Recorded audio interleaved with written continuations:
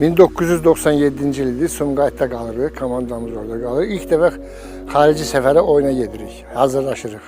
Ona görə də bu logo məsələsi onda ortaya atıldı.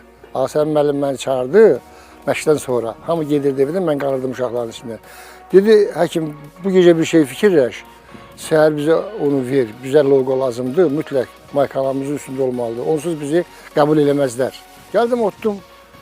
Xeyli fikirləşdim, nə qayırmaq, nə tər eləmək olsun. Buranı təmsil eləsin, Qarabağı təmsil eləsin. Qəfildən bu atlar yadıma düşdü. Qarabağ atları, bax, yadıma düşdü ki, bu atlar lazımdır. Bunu cızdıq belə, topu qoyduq, atların birini bu yüzden, birini buradan. Sadəcə olaraq belə at kimi yox, oxşarın elədim ki, yəni burada rəssam əli olacaq, at olacaq burada.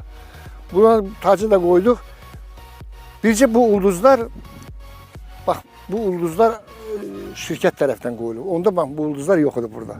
Raxladıq, səhər açıldı, gəldik. Hasan müəllim gəldi, verdim. Dedi, hə, lap yaxşı. Verdim Gülağa müəllimə, götürdü, getdi.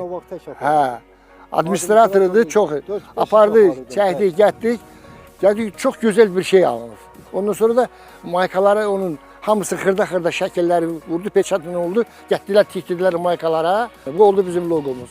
Ondan bəri bu atlar bizim şərəfimizdir, atlar bizim şöhrətimizdir, Qarabağın köhlənləridir. Bura qədər də durur.